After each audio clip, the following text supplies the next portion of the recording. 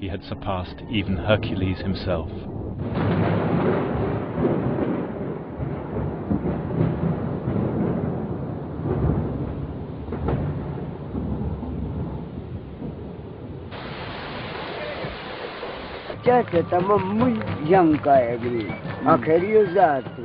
They say some of the Greeks stayed on here under one of Alexander's generals, Shalak-Shar, and we, the Kalash, are their direct descendants.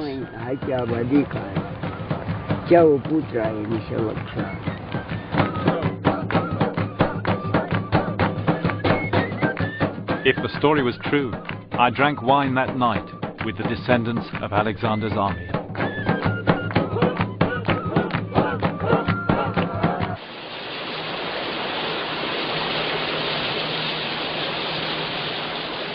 Alexander now marched on up the valley of the river Swat.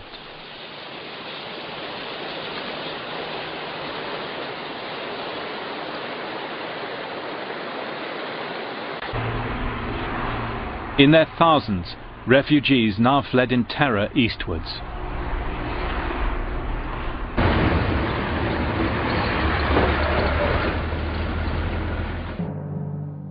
They took shelter on a rock fortress high above the Indus Valley, a place the Greeks called Aionos. The rock was said to be impregnable. The Greeks were told that even Hercules had failed to take it when he wandered the earth on his 12 labours. It towered a mile above the river Indus.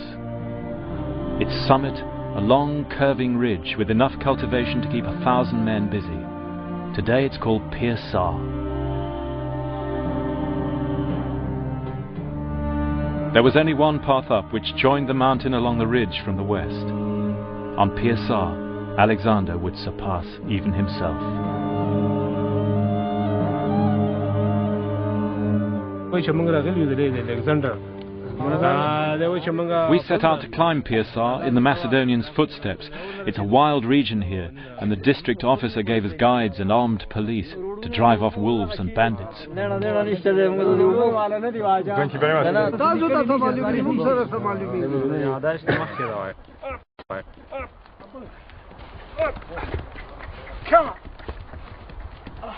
The path was back-breaking.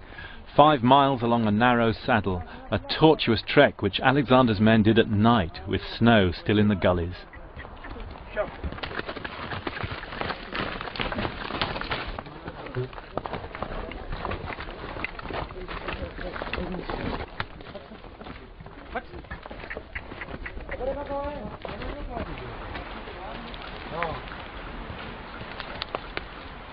According to the Greeks, their advance guard was led by local guides up onto the rock, and they came on a secret path. And there's only one way that could be, it's this. It comes across this narrow neck of land, which is the only way you can get onto the rock. The ground, as you can see, falls away dramatically on either side, with huge crags on either side. So this must be the route that the Greeks took.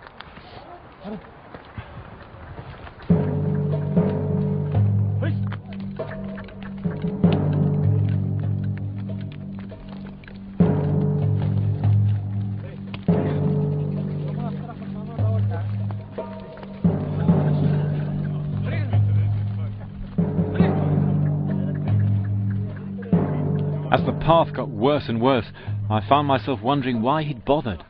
Were the people on top such a threat to him? The only explanation I could come up with was what the Greeks called Alexander's pothos, his desire to surpass even the gods. Have you seen Machin Khan? By nightfall, we'd become separated. Machin Khan! Our guides were lost. We're going to stop here! It was pitch dark before we found somewhere to stay, an abandoned mosque used in summer by the shepherds.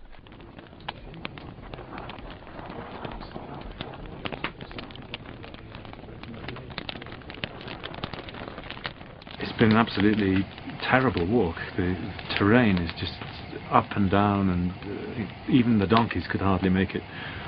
Much worse than crossing the Khawak Pass in the Hindu Kush, in fact. It almost made me believe that they couldn't have come this way. It's so difficult. You couldn't get an army through there. But if they did, if this was the way, then it is the most amazing demonstration of their absolute determination to overcome their enemies, to show the Indian people that there was nowhere to hide and that all resistance would be futile.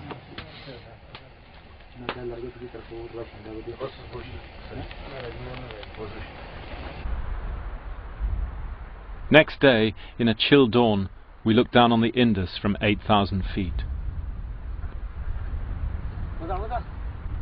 At 6 o'clock, after cold water and biscuits, we blearily prepared to carry on. It never ceased to amaze me how Alexander was able to inspire his men.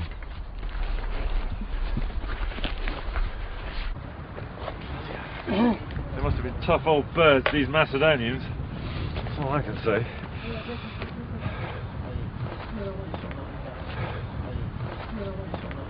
We're nearly there.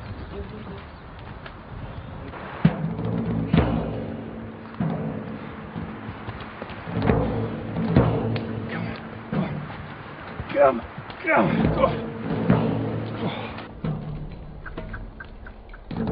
At nearly 9,000 feet we reached the top of the ridge above Pir Sar. To the north, the snow-capped peaks of the Karakoram.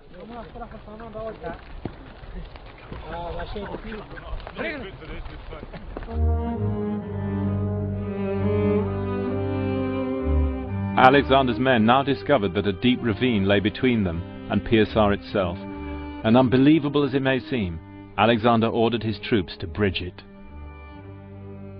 There was about a 500-yard gap that the Greeks needed to bridge, and one tradition says it took 7 days and 7 nights with the soldiers working in relays. Each soldier had to cut 100 stakes, and the engineers presumably were digging big piles in the side of this space here, and they laid a mat of trees, earth and so on, and it rose higher and higher until maybe more than 100 feet above my head. It must have looked something like one of those trestle railway bridges that you see in the Wild West.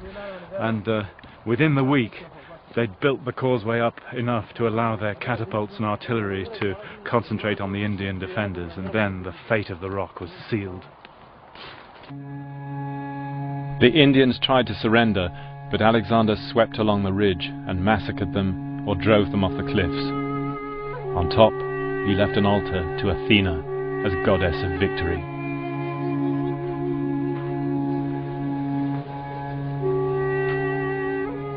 Looking out towards the roof of the world, Alexander could reflect he had surpassed even Hercules himself.